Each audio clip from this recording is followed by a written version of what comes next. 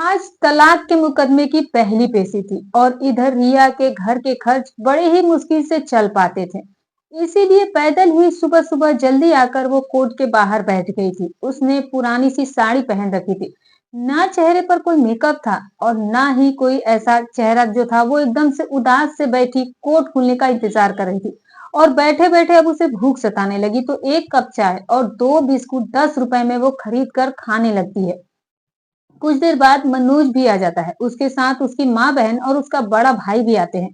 वो खुद luxury car से आया था। जब उसकी नजर रिया पर पड़ी तो वो उसे अनदेखा करके खाल आंखों पर काला चश्मा पहनकर आगे बढ़ जाता है। 2 साल से रिया और मनोज जो थे वो अलग रह रहे थे और रिया एक अनाथ लड़की थी। उसके बचपन में ही उसके माता पिता जो थे वो एक रोड एक्सीडेंट में मारे गए थे। उनके चाचा चाची ने उसे पाल पोस कर बड़ा किया था।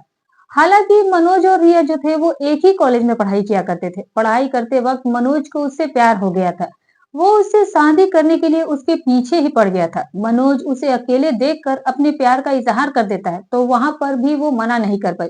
हालांकि मनोज जो था वो एक बढ़िया घर से खाते पीते घर से लड़का था। इसीलिए जब मनोज की शादी करने का प्रस्ताव उसके चाचा के घर पर पहुंचा तो वो प्रस्ताव को ठुकरा ना सके। रिया के चाचा ने उसका प्रस्ताव स्वीकार कर लिया था और उसकी चाची तो कैसे भी उसकी हाथ पीले करके बस छुटकारा पाना चाहती थी, क्योंकि रिया उनकी बेटियों की खुशियों में एक रोड़ा बनकर अटकी हुई थी। फिर रिया की मनोज से शादी हो जाती है और एक गरीब और एक अनाथ लड़की को पैसे वाला घर मिल गया था, प्यार करने वाला पति मिल गया था। ऐसा लग रहा था जैसे कि उसके भाग्य खुल गए हो। मगर रिया की जिंदगी जो थी वो बहुत ज्यादा मुश्किल थी, क्योंकि उस घर में मनोज के अलावा रिया को कोई भी पसंद नहीं करता था, क्योंकि ये शादी जो थी वो मनोज की जिद के कारण की गई थी। मनोज ने घर छोड़ने की धमकी देकर घर वालों को इस शादी के लिए मनाया था। मनोज के भाई बहन माँ पिता सब यही चाहते थे कि मनोज रिया को छोड़ दे। फिर शादी के 1 महीने ही बीते थे कि उसके ससुर का एक रोड एक्सीडेंट हो गया। जान तो उनकी बच गई थी, फिर भी सब यही कहने लगे कि रिया के पैर ही अशुभ है और उसे दिन रात गाली गलौज देना शुरू कर दिया गया। हालांकि रिया जो थी वो अपने ससुर जी का जी जान से ख्याल रखा करती थी। समय पर उनको खाना दिया करती थी, दवा दिया करती थी। फिर भी सास ललिता जी उसको ताना कसने से बाज नहीं आती थी। उन्हें तो रिया को कैसे भी करके रिया को घर से निकलने का जैसे मानो उनको भूत सवार हो गया था, वैसे भी रिया को घर से निकाल दे। फिर क्या था, षड्यंत्र का दौर चला और मनोज को कुछ समझ ही नहीं आ गया। रोज रिया को पागल साबित किया जाता था और अपशगुनी साबित किया जाता था। एक दिन की बात है, जब रिया अपने ससुर को दवा दे रही थी तो उसकी सासू माँ ने दवा बदलकर उसकी दूसरी दवा रख दी थी और उसने भूल से वो दवा अपने ससुर जी को खाने को दे दिया, कि जिससे उनकी तबीयत और बिगड़ गई और सारा इल्जाम जो है वो रिया पर डाल दिया गया। फिर क्या था, घर में तो तूफान ही मच गया था, मानो बवाल आ गया था। लोग जो थे वो थू थू करने लगे कि रिया अपनी ससुर को मारना चाहती थी, इसीलिए उसने गलत दवा जानबूझ के ससुर को दी। मनोज रिया से कहने लगा कि पढ़ी लिखी होकर भी तुमने गंवार वाली हरकत कर दी। फिर रिया बोली कि आप तो कम से कम मेरा विश्वास कीजिए, मैं उनका दवा एक बॉक्स में रखती हूँ और उसमें ये दवा कैसे आई मुझे नहीं पता और मैंने उन्हें भूल से ये दवा दे दी, इसमें मेरी कोई गलती नहीं है। ये सुनकर मनोज तो बहुत ज्यादा गुस्सा करने लगा, क्योंकि वो अपने पिता को बहुत ज्यादा प्यार करता था। इस चीज से दोनों ही अनजान थे कि घर वाले ही दोनों को अलग करने का साजिश कर रहे थे और उसके ससुर भी इसमें शामिल थे। और पैसे पानी की तरह बहाकर तब जाकर उसके ससुर की तबीयत जो है वो थोड़ी सुधार में आई। धीरे धीरे घर में जो कुछ भी अगर गलत होता अनर्थ होता तो सब लोग रिया को ही उसके लिए कसूरवार मान रहे थे। ऐसे ही 6 महीने बीत गए। एक दिन रिया की ननद बबली को लड़के वाले देखने के लिए आए तो सास ललिता ने उसे खाना बनाने का फरमान जारी कर दिया था। हालांकि उस टाइम रिया जो थी वो पेट से थी, इसीलिए उसे सारा खाना बनाने में बहुत ज्यादा बेचैनी महसूस हो रही थी, लेकिन डर से सासू माँ से वो कुछ बोल नहीं पाई और खाना बनाने में लगी। जबकि डॉक्टर ने उसे बेड रेस्ट करने के लिए बोला था, क्योंकि वो अभी तक ससुराल में ठीक से एडजस्ट ही नहीं हो पाई थी। इसीलिए चुपचाप वो खाना बनाने में लग जाती है। हर समय लोग उसे ताना देते थे तो थोड़ा बहुत वो डिप्रेशन में भी रहने लगी थी। जब वो गर्भवती हो गई उसे बहुत ज्यादा कमजोरी महसूस होने लगी। ऐसे समय में उसे खाना तो नहीं बन पाता था और उसे खूब उल्टियां होती थी और चक्कर आता। लेकिन जब ननद को देखने वाला है तो खाना बनाना अब उसकी मजबूरी बन गई थी। सासू माँ ने तो जैसे उसे किचन में ही छोड़ दिया था। तपती दोपहरिया में वो 10 से 20 लोगों का खाना अकेले बनाने रही थी। उसकी हालत जो थी वो बद से बदतर हो चुकी थी। वो चक्कर खा करके गिर गई थी, पेट के बल ही गिर गई और पेट में इस तरह से उसे भयंकर दर्द मच गया अफरा तफरी में उसे अस्पताल ले जाया गया तो पता चला कि उसके पेट में ही बच्चे ने दम तोड़ दिया है। ये खबर सुनकर मनोज तो बहुत ज्यादा टूट गया था, क्योंकि उसे बच्चे से बहुत ज्यादा लगाव था। इसमें भी सासू माँ ललिता जो थी वो बाज नहीं आती है। अस्पताल में ही वो रोना पीटना शुरू कर देती है कि हाय रे मनोज, ये क्या कर दिया इस करम जली ने, देख तो मैंने तो तुझे पहले ही मना किया था कि इससे ब्याह मत कर, पर तू तो नहीं माना। मैंने तो दादी बनने का कितना सपना सजाया था, क्या क्या मेरे अरमान थे, ये करूंगी वो करूंगी, सब कुछ पर इसने पानी फेर दिया इस लड़की ने। वो कहने लगी कि मैं तो कहती थी कि तेरी बेबी के पैर शुभ नहीं है, देख अपने ही बेटे को खा गई। अरे जो जन्म लेते ही अपने माता पिता को खा गई और यहाँ पर पैर पड़ते ही अपने ससुर को बिस्तर पर पहुंचा दिया, तो सोच ऐसी लड़की से ब्याह करके तुझे क्या मिलेगा। हम तो कोई तेरे दुश्मन थे जो हम तुझे नहीं बताते, कितने लोगों का खाना नहीं ये इतने लोगों का खाना नहीं बना पाती तो क्या हम इसे बनाने देते। उसे बच्चा चाहिए ही नहीं था, इसीलिए उसने जानबूझकर इतने लोगों का खाना बनाया। और फिर मनोज के भी अक्ल पर पत्थर पड़ जाता है, उसे भी लगने लग जाता है कि उसकी माँ बहन जो है वही सच कह रही है।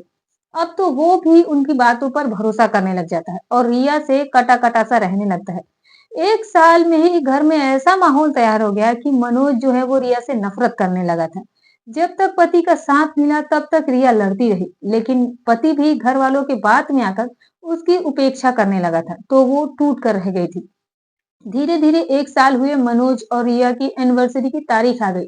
तो रिया भी उम्मीद लगाए बैठी थी कि सब कुछ अब शायद ठीक हो जाएगा, लेकिन जब मनोज ने उसे एनिवर्सरी वाले दिन बेहद अच्छा गिफ्ट दिया, ये सुनकर उसे बहुत बड़ा झटका लगा। मनोज विश करने के बजाय ये कहने लगा कि तुझसे शादी करना मेरी जिंदगी की सबसे बड़ी भूल है, तू मेरे घर से और मेरी जिंदगी से निकल जा। अब तो रिया भी उदास सी रहने लगी थी। 2 साड़ी लेकर वो अपने ससुराल छोड़ करके मायके चली जाती है, पर मायका भी तो उसका अपना नहीं था, बेगाना ही था।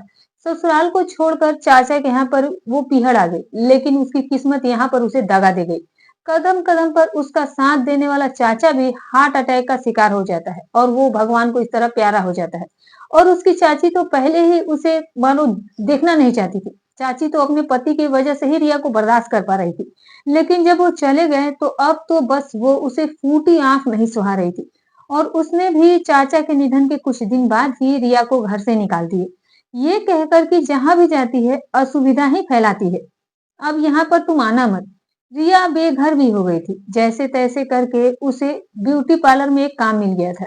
वो भी 2,000 रुपए महीने में वहां पर काम करने में लग जाती है। हालांकि 1,000 तो उसके मकान के किराए में ही खर्च हो जाते हैं और बचे हुए 1,000 रुपए में वो अपना घर खर्च चला रही थी। इसी बीच मनोज ने और उसके ना परिवार वाले कभी उसकी कोई खबर ही नहीं दी। मनोज को घर छोड़े लगभग अब उसे 2 साल हो चुके थे। फिर एक दिन रिया को एक नोटिस मिला जिसमें मनोज ने उसे तलाक मांगा था। तलाक के पेपर पाते ही वो बड़े ही जोर जोर से रोने लगी। उसे लगा कि अब उसकी जिंदगी फिर से वीरान हो जाएगी।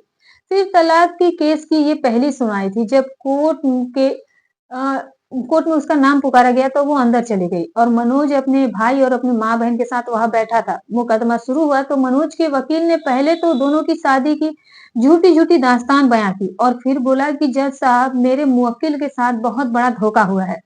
मासूम से लगने वाली रिया देवी एक चरित्रहीन औरत है और न जाने कितने मर्दों के साथ इनके संबंध है। और रिया देवी की सास ने कई बार इसे गैर मर्दों के साथ भी पकड़ा था। ये एक बेहद गिरी हुई औरत है। इसने मेरे भोले भाले मनोज को प्यार के जाल में फंसाया और फिर उसकी जिंदगी तबाह कर दी। मनोज मेरा पैसे वाला है और ये लड़की जो थी वो बहुत ज्यादा लालची है, चाहे तो आप इसकी चाची से भी पूछ सकते हैं। लेकिन उस वक्त चाची उसकी कोर्ट में उपस्थित नहीं थी। उन लोगों ने उसकी चाची को भी पैसे देकर खरीद लिया था और उसकी चाची ने रिया देवी के खिलाफ झूठी गवाही दे दी थी, जिससे कि मनोज का केस मजबूत हो गया था। लेकिन मजबूर रिया तो अकेली इसमें पड़ गई थी। फिर जज ने रिया से पूछा कि क्या आपका कोई वकील है, तो वो बोली कि नहीं जज साहब। मैं फिर जज ने कहा कि अगर आप वकील अफोर्ड नहीं कर पा रही हैं तो कोर्ट आपको खुद वकील देने की व्यवस्था कर सकता है। तो रिया देवी बोले कि वकील नहीं चाहिए मुझे जज साहब। तो जज साहब बोले कि क्या आप अपने ऊपर लगे आरोपों को स्वीकार करती हैं? तो रिया देवी बोले कि किसी ऐरे गैरे के आरोपों को मैं स्वीकार नहीं कर सकती, चाहे फिर वो वकील हो या फिर कोई और हो। मगर मेरे पति अगर एक बार ये कह दे कि जो भी उनके वकील ने मुझ पर आरोप लगाए हैं वो अगर सब सही है, तो मैं सभी आरोपों को स्वीकार करती हूँ और तलाक के कागजों पर अभी मैं दस्तखत करके उन्हें अपनी जिंदगी से रिहा कर देती हूँ। जज बोले कि मिस्टर मनोज, क्या आप अपने वकील के द्वारा अपनी पत्नी पर लगाए गए आरोपों को सही ठहराते हैं? अभी कटघरे में आप आकर जवाब दें, क्योंकि ये एक औरत के चरित्र और उसकी इज्जत का सवाल था। मनोज कटघरे में आता है। फिर रिया के आंखों में देखकर वो बोला कि मेरे वकील ने जो भी आरोप मेरी पत्नी पर लगाए हैं, वो सरासर गलत है। वो एक पतिव्रता और पाकीज़ा औरत है। मेरी नजर में उससे ज्यादा कोई पवित्र लड़की इस दुनिया में कोई नहीं है, इंसान कोई नहीं है। इतना सुनते ही कोर्ट में कानाफूसी शुरू हो जाती है। रिया देवी को अपने पति पर उस वक्त गर्व महसूस हो रहा था कि उसने उसकी लाज रख ली थी। मनोज का वकील अ, उसकी माँ और उसकी फैमिली की तरफ अलग आंखों से देखने लगा। फिर जज साहब ने मनोज के वकील को फटकार लगाया और कहा कि इस तरह से झूठी दलीलें देने के बेस पर आपका वकालत का लाइसेंस भी रद्द किया जा सकता है। आइंदा से इस बात का ख्याल रखिएगा। फिर जज ने 20 दिन बाद की तारीख देकर सुनवाई को उस वक्त बर्खास्त कर दिया गया। मनोज और उसका परिवार अपने घर चला गया। उसकी माँ ललिता जी कहने लगी कि मनोज, तूने अपने ही केस को खुद ही बिगाड़ दिया। अरे तेरे लिए क्या क्या सपने मैंने संजोए थे। एक अच्छी लड़की मैंने पहले ही देख रखी थी। उस भिखारी की लड़की से कई ज्यादा गुना अच्छी थी। उसके चाचा ने उसे तो एक ढंग की साड़ी तक नहीं दी थी। वैसी साड़ी तो हम अपनी काम वाली बाई को भी नहीं देते हैं। इतनी रद्दी सी साड़ी वो शादी में लेकर के हमारे लिए गिफ्ट आई थी। अरे वो साड़ी तो मैं उसके मुंह पर मार देती, पर तेरी वजह से बस मैं चुप रही थी। उसे तो किसी कचरे चुनने वाले के घर में जाना चाहिए था। इस घर में उसकी रहने की कोई औकात ही नहीं थी, पर तूने तो सारा ही मामला बिगाड़ दिया। मनोज उस समय कुछ न बोला और चुपचाप से वो कोर्ट से बाहर निकल गया। वो बहुत ज्यादा उदास था। रिया भी अपने घर चली जाती है। रात के 8 बजे थे तो रिया खाना खा रही थी। घर में पैसों की बहुत ज्यादा तंगी चल रही थी। इस कारण उसने सब्जी भी नहीं बनाई थी। वो बाजार से 10 रुपए के हरे प्याज लाई थी और प्याज के पत्तों के साथ वो रोटी खा रही थी। तभी अचानक किसी ने कमरे के बाहर दस्तक दिया। जब उसने दरवाजा खोला तो सामने जो था वो मनोज खड़ा था। मनोज को इस तरह आया देखकर वो घबरा गई। वो कुछ बोल ही नहीं पाई। मनोज कमरे के अंदर आ जाता है। मनोज ने देखा कि प्लेट में रोटियां पड़ी थी, मगर सब्जी के नाम पर कच्चे प्याज ही थे। वो हिम्मत करके बोली कि कहिए, ऐसा क्या काम पड़ गया जो आप इतनी रात को यहाँ पर चले आए? मैं आपको तलाक दे दूंगी, आप चिंता मत करिए। बदले में मैं आपसे कुछ लूंगी भी नहीं। तो फिर मनोज बोला कि मैं तुमसे माफी मांगने आया हूँ। मुझे नहीं पता था कि मेरा वकील तुम पर इतनी घिनौनी आरोप लगाएगा। तो वो बोली कि जब रिश्ता ही नहीं रहा तो फिर माफी मांगने का अब क्या फायदा। मैंने आपको इस सब चीजों से रिहा कर दिया है। मेरी पूरी जिंदगी दुखों में गुजरी है, मगर आपने मुझ गरीब से प्यार किया, इसके लिए आपका शुक्रिया। आपने मुझे अपनी घर की इज्जत बनाई, इसके लिए भी आपका शुक्रिया। मनोज बोला कि एक बात कहूं? तो रिया बोली कि क्या? तो फिर मनोज बोला कि माफ कर दे रिया। फिर वो बोली कि किस बात के लिए? मनोज बोला कि तुम्हारे साथ दुर्व्यवहार करने के लिए, तुम पर विश्वास ना करने के लिए। मेरा पूरा परिवार तुम्हें घर से निकालना चाहता था। इस कारण सब तुम्हारे पीछे पड़े हुए थे। मैं भी उनकी बातों में आ गया था। उसके लिए बस मुझे माफ कर दे। रिया बोली कि जाओ, माफ कर दिया और मैं अब कोर्ट नहीं जा पाऊंगी। कागजात जो है वो घर पर ही भेज देना, मैं दस्तखत कर दूंगी। मनोज बोला कि एक आखिरी इच्छा है, क्या तुम पूरी करोगी? रिया बोली कि बोलिए। आग आग तो वो बोला कि आज आखिरी बार मैं तुम्हारे साथ बैठकर खाना खा चाहती हूँ। तो फिर वो बोली कि तुम मेरी गरीबी का मजाक उड़ाने आए हो क्या? वैसे भी तलाकशुदा बहुएं वापस ससुराल नहीं आती। आपको तो ये बात पता होगा, तो फिर आप ये बातें क्यों कह रहे हैं? तो मनोज बोला कि अभी हमारा तलाक नहीं हुआ। तो रिया बोली तो 10 दिन के बाद तो हो ही जाएगा। तो उसने कहा कि मैं आज का कुछ पल तुम्हारे साथ जीना चाहता हूँ। तुम मेरे पहला और आखिरी प्यार हो। तो रिया बोली कि चलो मेरे घर से बाहर निकले। मनोज बोला कि आखिर ये इच्छा भी तुम पूरी नहीं करोगी? तो वो बोली कि जो इंसान सही और गलत में अंतर नहीं कर पाता है, मैं उसके साथ एक पल भी नहीं बिताना चाहती हूँ। मनोज बोला कि एक और मौका दे दे। मैं अपनी गलतियों को सुधारना चाहता हूँ। मुझे तुम्हारे साथ पूरी जिंदगी बितानी है। मुझे माफ कर दो। रिया बोली कि क्यों बार बार माफी मांग रहे हैं आप मुझसे? मुझे आपसे कोई शिकायत नहीं है। बचपन से लेकर शादी तक मैंने कभी चाहा ही नहीं कि मुझे कोई प्यार करे, क्योंकि भगवान ने मेरी किस्मत ही ऐसी लिखी थी। फिर उसने रोटी और प्याज दिखाते हुए कहा कि ये जो खाना तुम देख रहे हो, ये मेरा भोजन है। चाची मुझे यही खाना खाने को दिया करती थी। बर्तन मांजती थी तो अपनी छोटी बहनों का जूठा खाना खाने को चाची दिया करती थी। बहनों का उतारा कपड़ा पहनाया करती थी। दिन भर काम करवाया करती थी। अब तो मुझे ये सब कुछ सहने की आदत हो गई है। जिसकी माँ नहीं होती उसके साथ ऐसा ही होता है। मनोज बाबू, आपके घर में 1 साल रही तो मेरी आदत बिगड़ गई थी। अच्छा खाना खा कर, पर मैं अब ठीक हूँ। 2 साल से अब मैं आपसे अलग रह रही हूँ, वापस से अपनी उसी ज़िंदगी के सफ़र पर लौट आई हूँ। मैं अब नहीं चाहती कि उसमें अब कोई व्यवधान पड़े, इसीलिए आप यहाँ से चले जाइए। अब मैं आपके साथ नहीं चल पाऊँगी। आपकी दौलत, शोहरत, गाड़ी, बंगला सब आपको मुबारक हो। तलाक के बाद भी मुझे ना तो कोई गुज़ारा भत्ता चाहिए और ना ही मुझे किसी और तरह की संपत्ति चाहिए। बेफ़िक्र होकर आप रहिए। वो बोला कि इतनी कठोर मत बनो यार, मैं अब कब नहीं कहीं नहीं जाने वाला हूँ, यहीं रहूँगा। चाहो तो तुम मुझे धक्के मार कर भी यहाँ से बाहर निकाल दो। फिर मनोज ने प्याज रोटी उठा ली और खाने लगा, मगर एक निवाला भी वो अंदर उतार नहीं सका। गले में ही उसका वो निवाला अटक गया। उसकी हिचकियाँ शुरू हो गई। रिया को ये देखकर हंसी आ गई। वो पानी का ग्लास लाकर उसे देती है और बोली कि ये गरीबों का भोजन है मनोज बाबू। आप अमीरों की मुंह इसको स्वीकार नहीं कर सके हैं। लीजिए इसे पानी पी लीजिए। उसे हँसते देखकर उसके चेहरे को वो देखने लगा। इसी प्यारी सी मुस्कान पर तो वो फ़िदा था। वो पानी पीते हुए भी उसे ही देखे जा रहा था।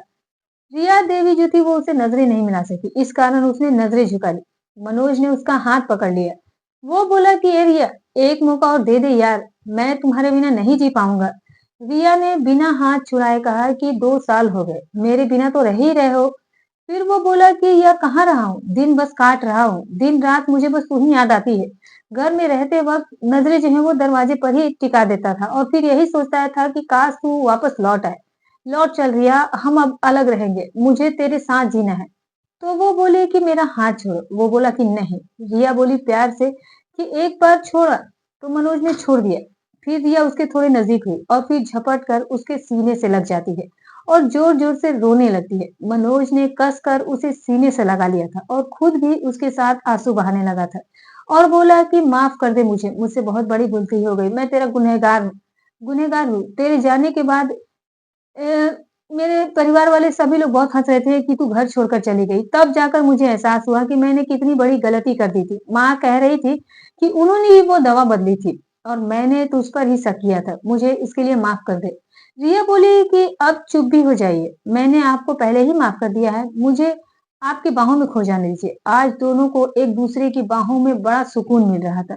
एक दूसरे को गले लगाकर वो घंटों रोते रहे और सारे गिले शिकवे भूल कर अपनी नई जिंदगी की हंसी खुशी बिताने लगे। मनोज अब अपनी माँ से दूर एक अलग जिंदगी बिता रहा था। तो दोस्तों, आपको हमारी आज की कहानी कैसी लगी, कमेंट में अपनी राय जरूर दीजिएगा। अगर इस वीडियो में कोई कमी आपको दिखी हो, इस कहानी में कुछ कमी दिखी हो तो आप जरूर बोलिएगा दोस्तों। तो दोस्तों, आप इस कहानी के बारे में जो भी राय रखते हैं कमेंट करके बताइएगा। तो दोस्तों, फिर मिलूंगी कल आपसे एक और नई सच्ची और रोचक कहानी के साथ। तब तक अपना और अपनों का ख्याल रखें।